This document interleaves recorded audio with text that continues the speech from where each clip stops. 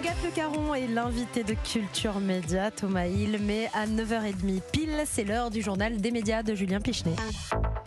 Et ce week-end, pour la dernière fois, on verra Laurent Ruquier sur France 2. Oui, dimanche à 18h35, à l'occasion du dernier best-of estival des enfants de la télé. Laurent Ruquier, pour rappel, débutera une nouvelle vie sur BFM TV d'ici fin septembre. Quant aux enfants de la télé, ils auront une nouvelle maman, Laurence Boccolini, qui fera sa première à la tête de cette émission presque trentenaire dans le courant du mois d'octobre.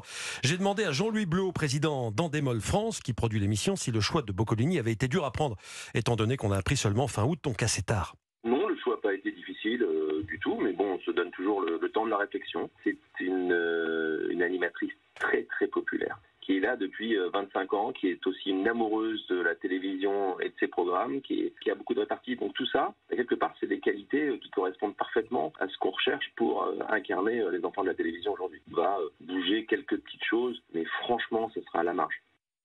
Et puis on en parlait hier, une pétition a été lancée par un amateur d'athlétisme pour que Patrick Montel trouve un micro pour les JO de Paris l'an prochain. Patrick Montel, la voix de l'athlétisme pendant plus de 35 ans sur France Télévisions, d'où il est parti en 2020, n'est pour l'instant pas accrédité pour les Jeux Olympiques, une situation qui a touché Goëri Jean, un cadre commercial de 47 ans qui est fan d'athlétisme et de Patrick Montel.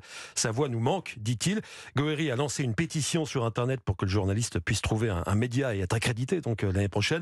Il ne pensait pas que cette pétition récolterait autant de signatures. On a en effet dépassé les 21 000. Ah ouais. Je l'ai appelé pour qu'il nous en dise un petit peu plus. Si jamais, par le plus grand des hasards, il pouvait avoir une accréditation ou autre qui puisse un petit peu vibrer pour les JO qui sont à Paris, ce serait super pour lui et il le mérite. Ce que j'aime, c'est qu'en fait, il y a des courses et j'ai beau les regarder 10 fois.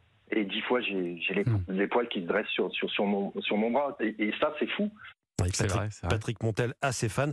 Je l'ai eu aussi ce matin en ligne. Il est très touché par cette initiative. On ne peut pas avoir d'hommage plus pénétrant que celui du public, du grand public. Pour moi, c'est quelque chose qui réchauffe, évidemment.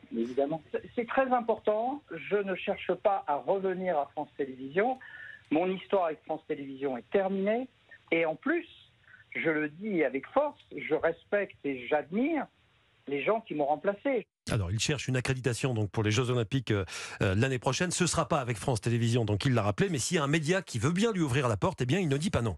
Alors, il y a deux choses. Soit je suis accrédité pour Radio Montel, soit j'ai la chance, j'ai l'honneur, le privilège de retenir l'attention d'un autre média que France Télévisions. Et effectivement, je pense à une radio parce que ma voix est, je pense, identifiée.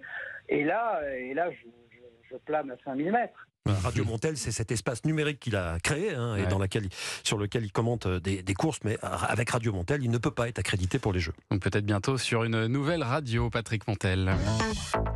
À quelques jours de la rentrée des talks, Cyril Hanouna a dévoilé la bande-annonce de la nouvelle saison de TPMP. Attention, je le précise, c'est important, ceci est un fake. Je le précise parce que c'est assez bluffant. Imaginez le président Emmanuel Macron assis à son bureau de l'Élysée pour une allocution classique. Et écoutez.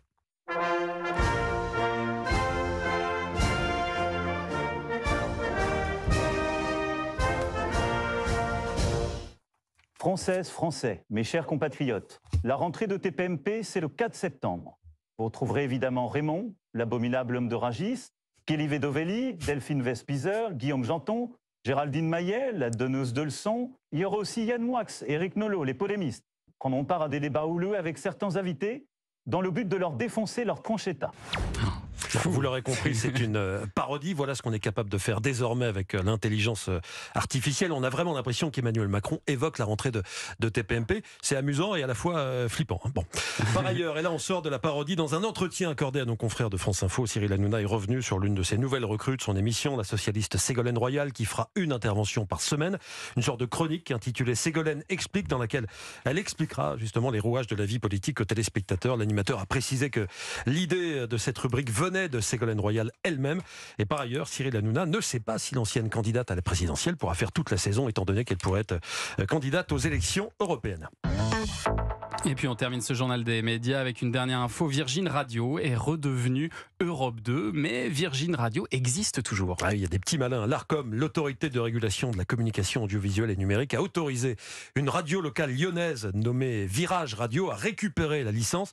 Virage Radio va donc pouvoir changer de nom et devenir Virgin Radio. On verra si ça profitera aux audiences et à la notoriété de cette radio lyonnaise. Malin. Eh ben, merci beaucoup Julien pour ce journal des médias dont toutes les infos sont à retrouver bien sûr dans la newsletter média, inscription gratuite sur europe1.fr. On vous retrouve lundi Julien.